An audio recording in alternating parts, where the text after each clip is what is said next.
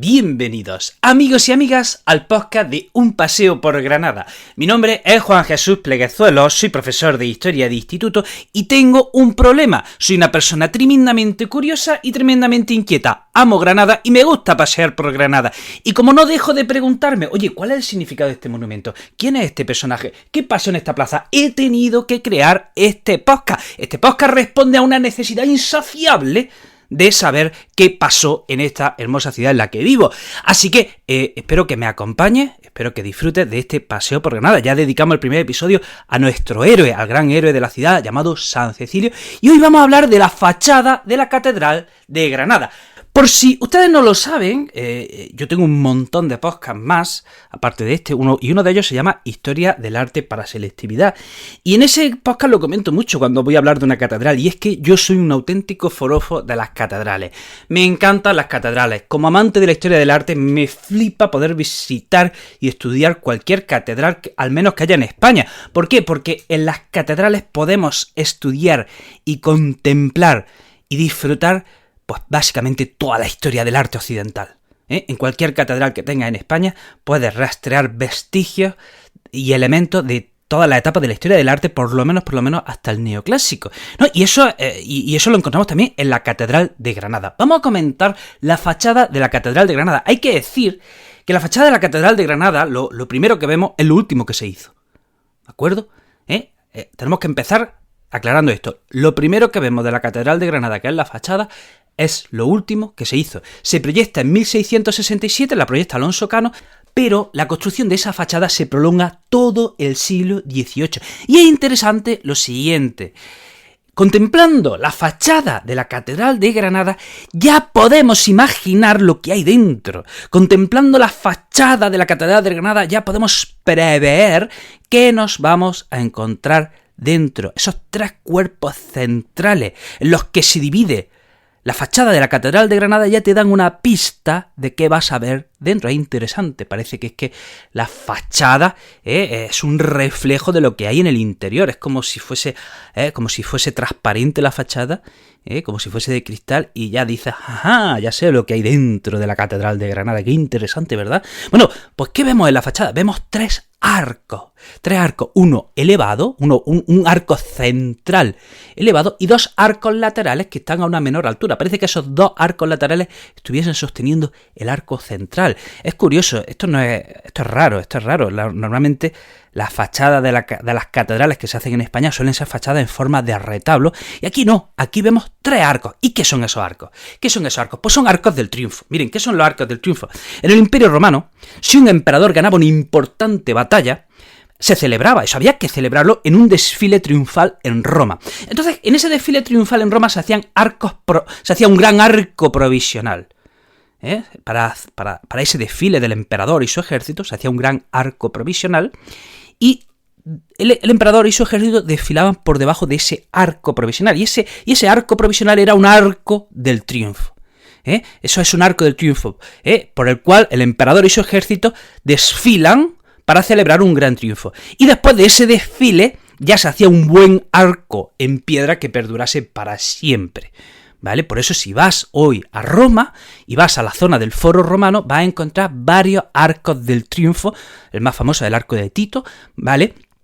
Y eso es el arco del triunfo, arcos para celebrar las victorias de los emperadores romanos. Luego esto lo copiaron muchos reyes españoles y europeos y emperadores lo han copiado. Por eso, si vas por las capitales de Europa, encontrarás muchos arcos del triunfo, ¿no? Bueno, pues estos son los arcos que encontramos en la fachada de la Catedral de Granada. Arcos del triunfo. En este caso, ¿quién desfila por esos arcos? En este caso no desfila un emperador. En este caso no va a desfilar ningún emperador ni ningún ejército. Esto es un arco del triunfo dedicado al triunfo de la fe. Y es verdad que si en Semana Santa tienes la suerte de estar en la Plaza de las Pasiegas, en la fachada de la Catedral de Granada, y ves cómo Jesús, el trono de Jesús, entra en ese arco, entra por la fachada de la Catedral de Granada, entiende el significado de esta fachada. En este caso no desfila el emperador, sino que desfila Jesús sino que desfila Jesús y la procesión, y es un espectáculo grandioso, ¿no? Lo siguiente, si estáis por Semana Santa en Granada, os recomiendo que asistáis porque es tremendo, ¿no? Bueno, vamos a la puerta, vamos a fijarnos en la puerta principal de la fachada de la Catedral de Granada, y custodiando la puerta tenemos a dos importantes personajes.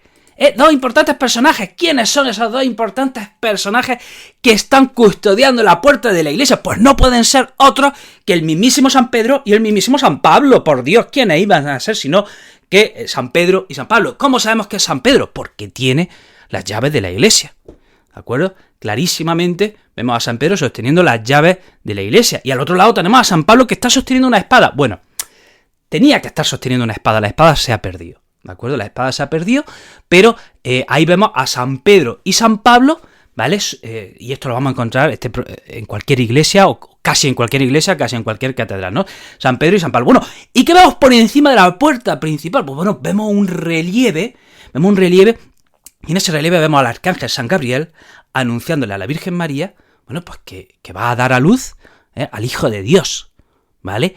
Y eso, esta fachada, esta catedral, como hemos dicho, está dedicada al triunfo de la fe, está dedicada a la Virgen María. Y ahora, un poquito por encima de ese relieve de la anunciación en el que el arcángel San Gabriel se dirige a la Virgen María, sobre los pilares, sobre esos pilares que dividen los arcos del triunfo, encontramos 4 rosetones, encontramos 4 relieves, tenemos a 4 personajes también muy importantes, y es el Tetramorfos. Aquí tenemos a los 4 evangelistas.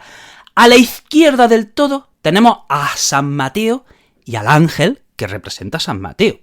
Seguidamente tenemos a San Marcos y al león que representa a San Marcos. Ya a la derecha, a la mano derecha del espectador, tenemos a San Lucas y al toro que representa a San Lucas. Y a la derecha del todo tenemos a San Juan. ¿Y qué animal representa a San Juan? ¿Qué animal representa a San Juan? Muy importante. ¿Qué animal representa a San Juan? Muy importante en Granada y en España.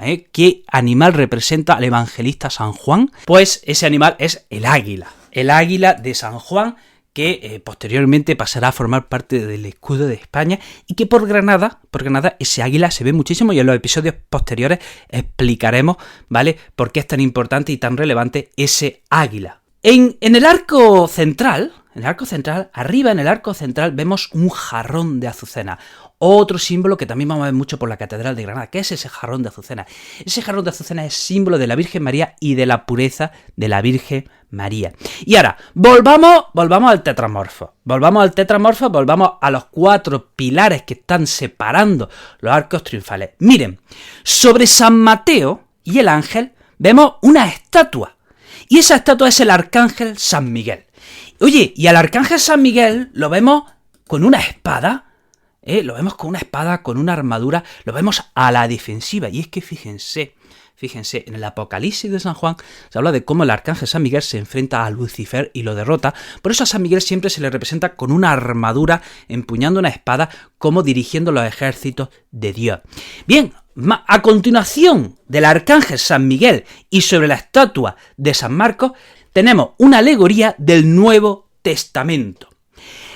Al otro lado del arco triunfal vemos a un señor sosteniendo unas tablas. Eso es una alegoría del Antiguo Testamento. Y ya a la derecha del espectador tenemos al arcángel San Rafael, y este arcángel era el arcángel el sanador, ¿de acuerdo?, relacionado con la sanación, y también patrón de los peregrinos.